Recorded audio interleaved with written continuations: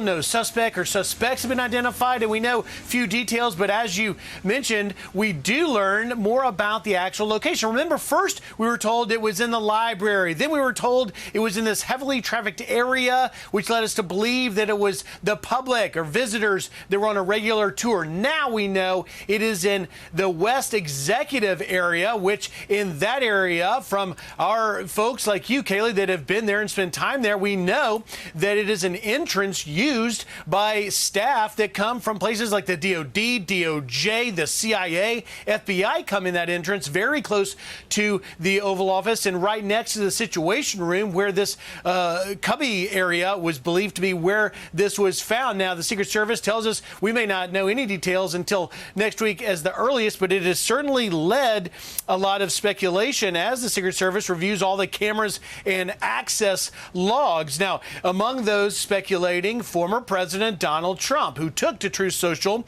and had this to say, quote, "Does anybody really believe that the cocaine found in the West Wing of the White House, very close to the Oval Office, is for the use of anyone other than Hunter and Joe Biden? But watch, the fake news media will soon start saying that the amount found was, quote, very small, and if it wasn't cocaine, but rather common ground up aspirin, and the story will vanish." Meanwhile, the White House not actually knocking directly down accusations like that, saying that they essentially, this is spokesman Andrew Bates on a gaggle, so you'll hear just audio here, invoking the Hatch Act, trying to respond to these accusations. Listen. Former President Trump has made some pretty wild posts recently on social media. One of them was that the cocaine found in the White House had belonged to either the president or his son. Are you willing to say that that's not the case, that they don't belong to them? I don't have a response to that because we have to be careful about the Hatch Act.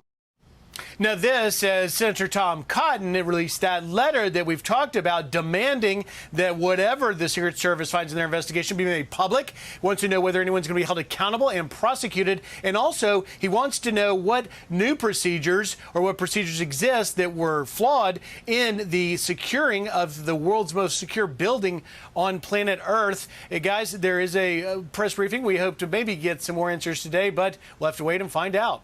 Send it back to you. I doubt you're going to get any answers in that briefing if history is any indicator, Griff. So, Griff, that's a place they're saying you have to be pretty much a credentialed, you have a reason to be there. There's no tourists going through that area. Visitors. Is that safe to say? Yes, that's very fair to say. In fact, Kaylee can even weigh in on this. Even as the press, as a card-carrying press badge person, I don't go over there. This is the executive West Wing entrance, again, where you see the vice presidents, secretaries come and go. And when they first come in, assuming they're there for that immediate, situation room secure briefing, this is the cubbyhole they would put their devices into. So this would not be a place where, Aunt Betty from Omaha would come to see the White House for the first time. Because we were blaming Aunt Betty for a while. Now we can't. Griff, thank you very much. Yeah, so let me illuminate this for folks. So you walk into the West Exec entrance there, and I talked to a number of former colleagues of mine last night to just clarify the layout, get my memory up to par. There's two sets of double doors. There are cubbies that tourists would walk by. These cubbies are not utilized by White House staff. They're utilized by tourists. These are the ones when you walk inside West Exec. If a staff member is given a tour to a friend. Exactly.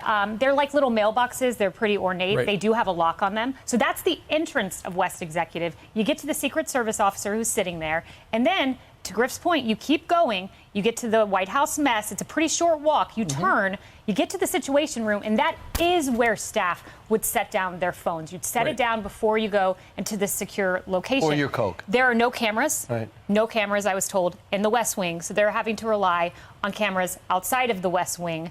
But interesting, one point that was emphasized to me over and over again is the Secret Service. No one is covering for the White House. So any sinister allegations out there that the Secret Service is covering for the White House, absolutely not. These are the best of the best. And just final point, Andrew Bates saying I can't answer a cocaine question because of the Hatch Act. That is ridiculous. The single worst answer I've ever heard a press secretary give. Wow. Go back to 101. So to finish up that sentence, he said, after he said Hatch Act, he said, what I will say is that I have noticed that there does seem to be some increasing frustration coming from that corner in general, and I think it's probably rooted in the contrast between their substantive policy records.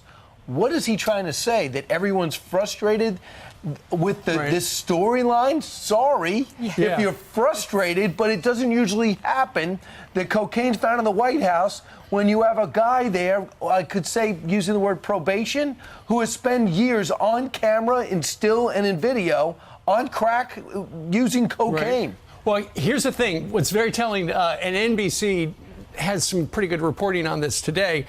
They expected the investigation.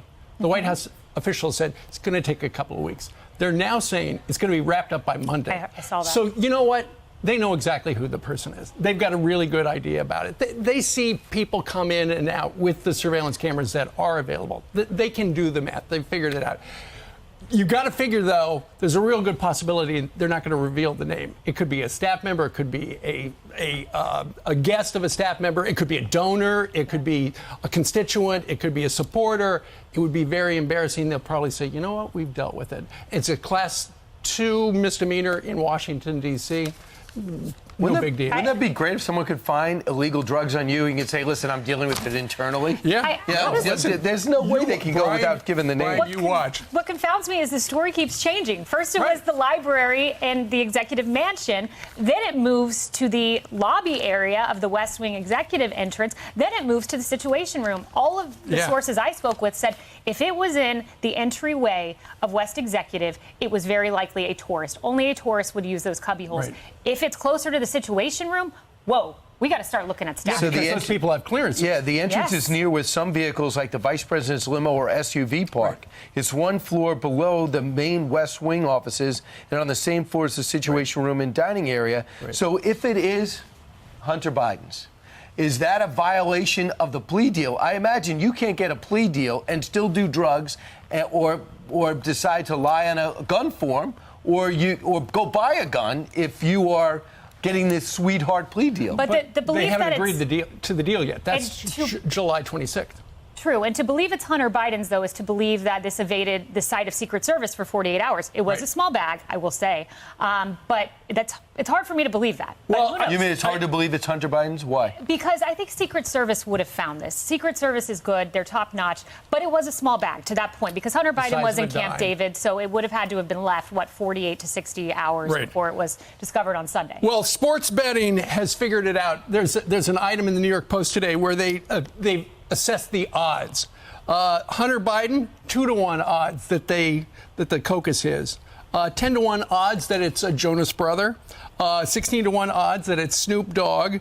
100-1 that it's Jill Biden, and 150-1 that it is Joe Biden. But if it is Hunter's, how do you possibly sign off on that deal? You can't. Well, it'd be impossible. what lends some If he credence to admits your it. point is when Andrew Bates was asked point blank, was this Hunter's? Why don't you just say no?